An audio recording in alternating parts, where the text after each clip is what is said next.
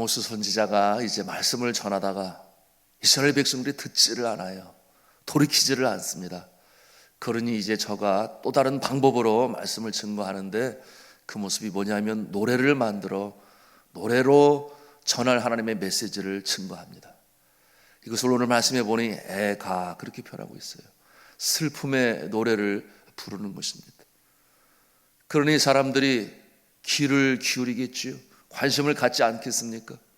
선지자의 안타까운 모습이 이와 같은 모습으로 나타나고 있는 것입니다. 여러분, 고대 이스라엘에서는 장례식 때의 슬픈 분위기를 고조시키기 위하여 직업적으로 노래를 불러주는 여인들을 고용했습니다.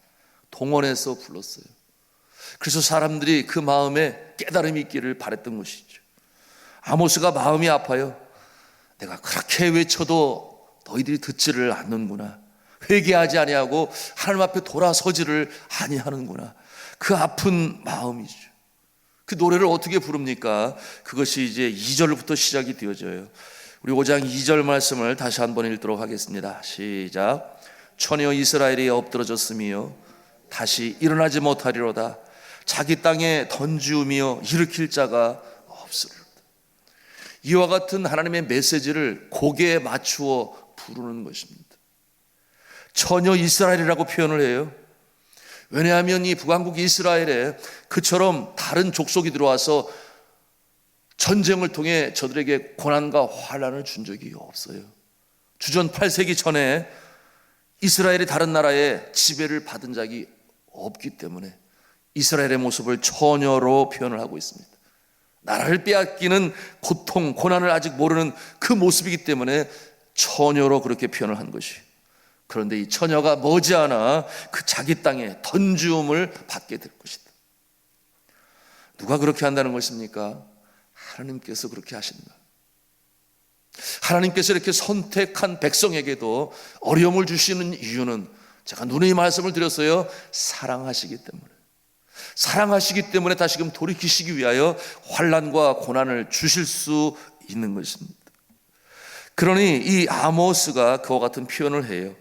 주 여호와께서 이와 같이 말씀하시되 라는 표현을 이렇게 하고 있는 것입니다. 내가 부르는 노래가 아니다.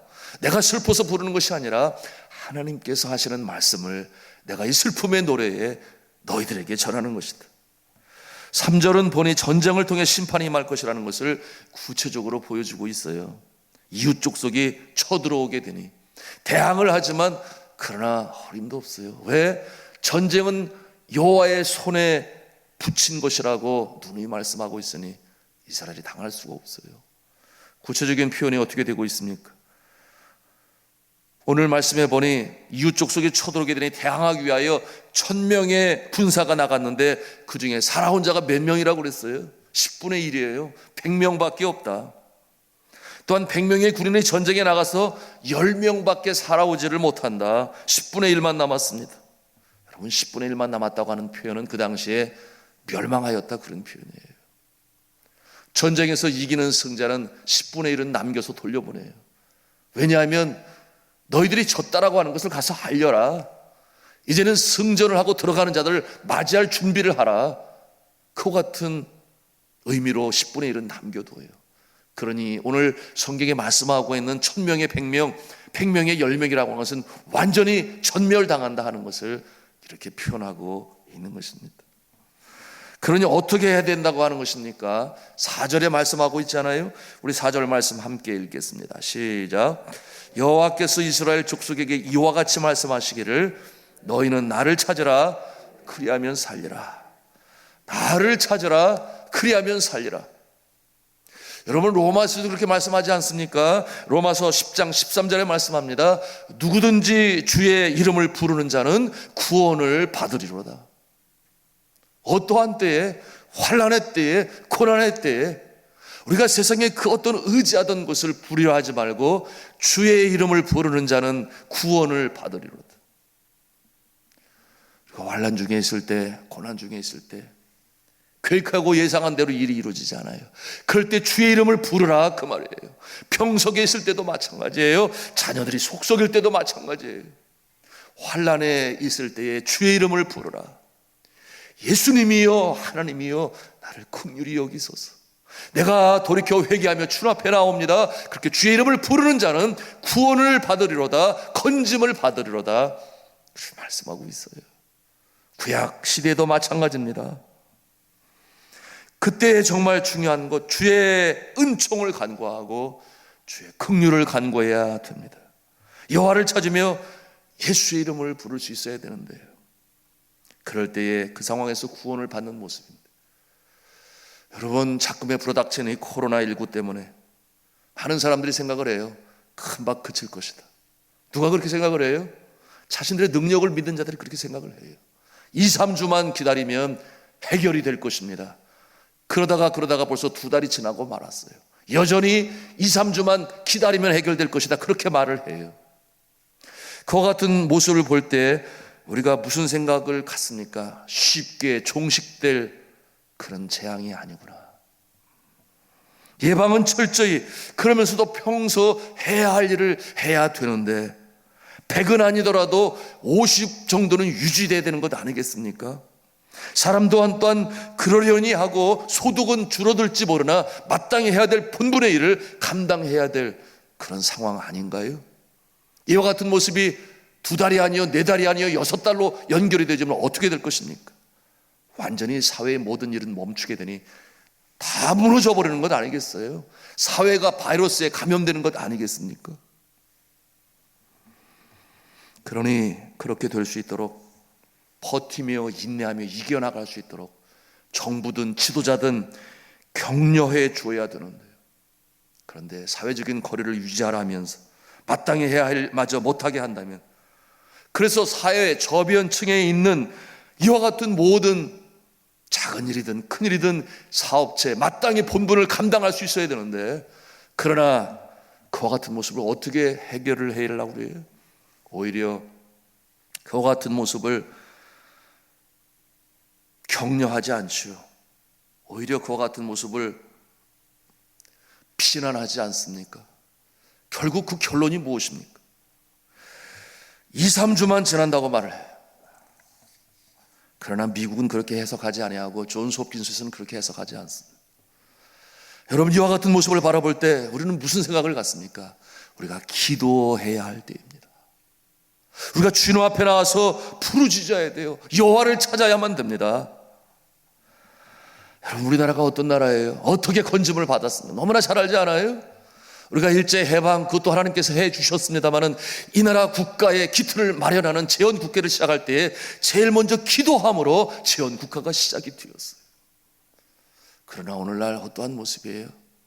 영적인 지도자들을 불러서 함께 기도합시다라고 한마디 하나요? 그렇지 않아요. 철저하게 인본주의로 돌아선 이 나라 이 사회의 모습을 바라볼 때 얼마나 마음이 아픈지 알 수가 없어요.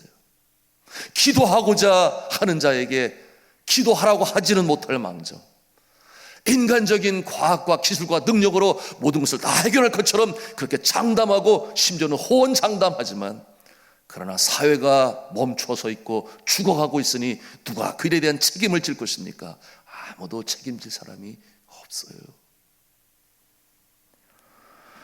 우리가 하나님의 긍휼과 은총을 간구해야 되고, 그러니 예방은 더 철저히, 그러나 기도는 더 뜨겁게 이 모습을 통해서 이 교회는 세상을 향한 영적인 책임을 감당하는 것입니다. 그 같은 모습이 없이는 결코 종식되지 않아요. 바벨탑을 쌓는 세상은 이 세상의 이 시대의 영적인 상황에 대해서는 전혀 감도 없습니다. 잡지를 못해요. 자신의 방법대로 그저 최선을 다할 뿐이죠. 사람의 노력으로 다 끝낼 수 있을 것처럼 애를 씁니다. 하나님의 긍휼을 간구하지 않습니다. 영적인 분별력을 가진 자들은 보아요, 볼 수 있어요. 그러나 믿지 않는 자들은 볼 수가 없지요. 알지도 못해요. 그들을 우리가 책망할 것도 아니에요. 그러나 믿음의 사람들은 이럴 때일수록 더더욱 온 우주 만물의 창조주가 되신 하나님, 인류 역사의 주관자가 되신 하나님, 이 민족이 어려움에 처할 때마다 기도함으로 금식함으로 주 앞에 부르짖을 때에 건지셨던 하나님을 볼 수 있어야 되는데 그저 흘러갑니다. 따라갑니다. 그것이 다인 줄 알아요. 너무나 마음이 아픈 거예요. 하나님의 은총과 긍휼하심을 간구할 이때, 기도해야 할 이때, 그러니 이 새벽이 정말 너무나 귀하고 소중해요. 여러분, 정부는 2m 간격을 유지하라고 그러죠. 마스크를 쓰라고 그러죠. 손을 소독하라고 그러죠. 새벽에 기도하는 자가 그렇게 많습니까? 보통 교회 10분의 1밖에 되지 않아요. 전혀 안전에 문제가 없음에도 불구하고 새벽 기도회를 멈춘 한국 교회가 얼마나 많이 있냐 그 말이에요. 어떻게 해석을 해야 되냐 그 말이에요. 눈물밖에 나오지가 않아요. 저와 여러분의 기도가 나라와 민족을 살리는 줄로 믿으시기를 바랍니다. 너무나 소중한 거예요. 우리 한국교회가 깨어 기도해야 됩니다. 이스라엘 백성들은 그러지 아니했어요. 오죽하면 노래를 만들어 슬픈의 애가로 아모스가 부르고 있습니까? 무엇을 구합니까? 우리 5절 말씀을 함께 읽겠습니다. 시작. 베델을 찾지 말며 길갈로 돌아가지 말며 부엘세바로도 나가지 말라. 길갈은 반드시 사로잡히겠고 베델은 비참하게 될 것임이라 하셨나니. 무슨 말씀입니까? 엉뚱한 곳으로 가지 말라 그 말이에요. 너희는 여호와를 찾으라. 아모스 선지자는 그렇게 외치고 있어요. 여기서 사람들의 베델을 찾는 것은 그곳을 전통적인 성소로 여겼기 때문에 베델을 찾아가요. 여러분, 야곱이 에서를 피해서 하란으로 도망할 때 돌베개를 베고 잤던 그곳이 벳엘, 하나님의 집이다. 여기에도 하나님이 계시네. 두렵고 떨리는 마음으로 서원을 하지요. 3가지 약속을 하고 하나님이 지키시면 내가 돌아와 여기에 단을 쌓고 예배를 드리며 11조로 주님 앞에 섬기겠나이다. 그 같은 서원을 했던 자리가 벳엘이에요. 성소가 되었습니다. 그런가 하면은 부엘세바를 언급하죠. 아브라함이 살던 곳. 하나님께서 이삭을 만나주시고 아브라함을 만나주시고 야곱에게도 나타나신 전통적인 성소가 부엘세바였습니다. 그런데 그곳을 찾지 말라고 그렇게 얘기를 해요. 왜 그럴까요? 그와 같은 전통적인 이와 같은 성소가 사람들이 찾을 때 그저 형식적으로 습관적으로 외식하는 모습으로 그렇게 그것을 찾았기 때문에 하나님께서 그곳에 함께 하시지 아니하시고 하나님의 말씀이 없어요. 하나님의 예언이 없어요. 그것을 찾으나 그런 역사가 나타나지를 않아요. 여러분, 그와 같은 곳에 형식적인 제사, 형식적인 예배, 하나님의 임재가 없고 하나님의 말씀이 없습니다. 그러니 변화하지 않아요. 여러분이 4장 4절 5절에 이미 언급을 하고 있는데 우리 한번 찾아가서 읽도록 하겠습니다. 4장 4절 5절 말씀. 4장 4절 5절 말씀 같이 읽겠습니다. 시작. 너희는 베델에 가서 범죄하며 길갈에 가서 죄를 더하며 아침마다 너희 희생을 3일마다 너희 11조를 드리며 누룩 넣은 것을 불살라 수은제로 드리며 낙헌제를 소리내어 선포하려무나 이스라엘 자손들아 이것이 너희가 기뻐하는 바니라 주 여호와의 말씀이니라. 무슨 말씀이에요? 열심을 내고 또 그곳을 찾아 제사를 드립니다. 그러나 그 베델에서 부엘세바에서 길갈에서 저들이 죄를 범하였다 그랬습니다. 성소에서 무슨 죄를 범합니까? 그러면서 저들이 그곳에서 또 낙헌제가 무슨 말이에요? 자신을 드리겠다고 하는 그와 같은 제사를 낙헌제라고 그러는데 그처럼 소리내어 하나님 앞에 나간다고 하지만 그러나 그 중심이 하나님 보시기에 아닌 거예요. 왜 그렇습니까? 삶으로 주님 앞에 똑바로 서지를 못해요. 주일에 주님 전에 나와 형식적으로 예배는 드릴지 몰라도 그러나 삶 가운데 하나님을 경외하고 두려워하는 그 모습이 없어요. 그러니 하나님께서 아무리 성소를 찾아도 듣지 아니하시겠다. 그와 같은 말씀을 주시는 거예요. 결단이 없어요. 새로움이 없습니다. 생명의 말씀이 선포되지 않아요. 찔림도 없어요. 그러니 삶 따로 제사 따로 뭐 그런 모습 아니겠습니까? 여러분, 네팔에 가면 힌두교의 성지가 있어요. 묵디나시라고 하는 곳이 있는데 히말라야 산지 안나푸라나로 가는 산 중턱에 있습니다. 이 묵디나시라고 하는 곳이 고산지대에 있으니 가는 길도 험하지만 산소가 희박해요. 그곳에 위치한 사원을 제가 가 볼 수 있었습니다. 네팔에서뿐만 아니라 인도에서도 사람들이 와요. 왜 그러냐 하면 죽기 전에 이 성지를 꼭 순례해야만 극락으로 간다, 열반에 입적하게 된다면 그렇게 그들은 믿어요. 여러분, 힌두교는 불교의 먼저 모습이에요. 거기서 불교가 파생돼 나왔으니 사용하는 용어가 다 산스크리트, 버머라고 그러죠. 버머. 다 비슷한 그런 체계를 가지고 있습니다. 그러니 열반에 입적을 하기 위하여 순례자의 모습으로 묵디낫에 올라와야 되는데, 평소 그들이 정말 신실한 모습이라면 젊었을 때 오지 않겠습니까? 젊었을 때 걸어서 오든지, 순례자는 걸어서 와야 되죠. 그런데 그렇게 하지 않다가 죽음이 다가와요. 나이가 먹어요. 연로해져요. 질병이 찾아와요. 내 몸이 내 몸 같지 않아요. 그러니 그 성소에 내가 가야 되겠다. 어떻게 옵니까? 헬리콥터로 와요. 헬리콥터로 내리는데 나이가 지긋하신 분들이 겨우겨우 걸어요. 손에는 하나같이 산소통을 가지고 있습니다. 왜냐하면 산소가 희박하니 거기서 죽는 사람도 있어요. 또 그렇게 해석을 해요. 거기서 죽으면 바로 열반으로 입적된다.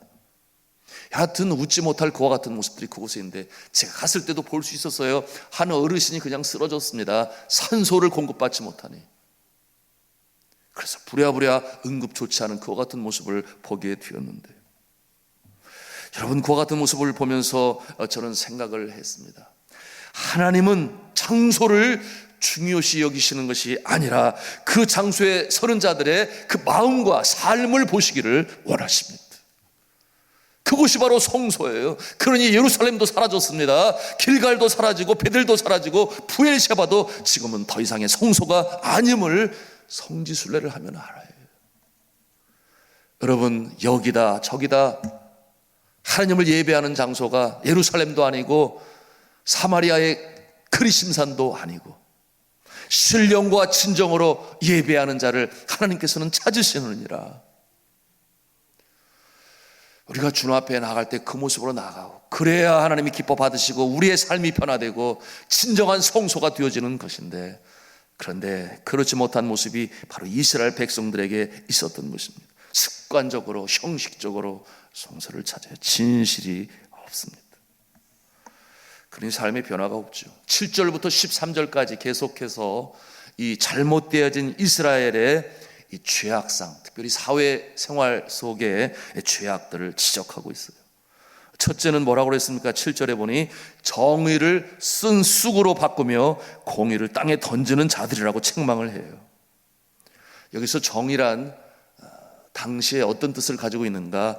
진실되게 말하다, 그런 뜻을 가지고 있어요. 진실되게 말하다. 다시 말하면 거짓말하지 않는다. 진실이 사회의 근간을 이루는 인간관계의 첫 번째 중요한 요소가 된다. 그것이고 정의다. 그렇게 정의를 내리고 있는 것입니다. 도덕적으로 인격적인 관계를 유지하기 위해서 가장 기본이 되는 것, 진실입니다.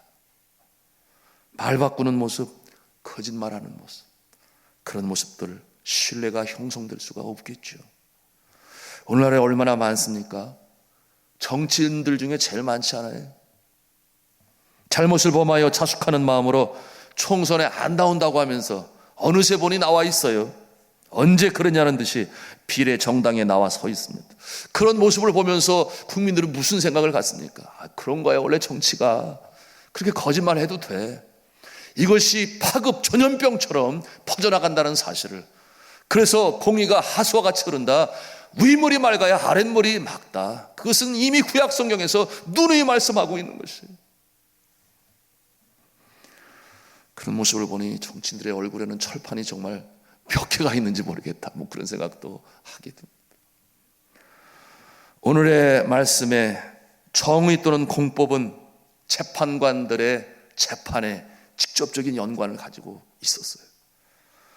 진실을 감춥니다. 지난 시간에도 말씀을 드렸어요. 돈이 있는 자의 편에 섭니다. 누가? 재판관들이. 그래서 사실이 아닌데 그를 바꾸어서 잘못된 언도를 내립니다. 재판을 내립니다. 그래서 자신이 이권을 챙깁니다. 그리고 돈 있는 자와 이득을 함께 나눕니다. 그런 모습을 보시는 하나님께서는 돌이키라고 말씀하시지만은 그러나 돌이키지 않아요. 깨닫도록 이웃나라의 침략을 결국 마침내 허락하시는 그 모습 아니겠어요? 8절에는 전쟁으로만 아니라 자연재앙을 통해서도 심판하신다고 말씀하고 있어요. 거기 보니 뭐라고 그랬어요? 묘성과 삼성을 이용하신다. 좀 어려운 말이죠. 묘성과 삼성, 이 성은 별성자를 말해요. 묘성은 밤하늘에 보이는 이 별자리를 말하는 거예요. 삼성도 마찬가지인데, 이 천체를 통해 여러분 아시는 대로 해와 달과 별들 인력이 있고, 그래서 밀물 조수 간만의 차이가 있고, 이와 같은 태양의 흑점이 변함에 따라서 온도가 올라가고 내려가고 지구는 큰 영향을 받습니다. 그것이 이와 같은 모습으로 표현하고 있어요. 묘성은 여기에서 플레이아데스라고 하는 별자리를 말하고, 삼성은 오리온 별자리. 여러분 오리온 별자리 아시잖아요. 그 사각형 안에 별이 이렇게 3개가 있어요.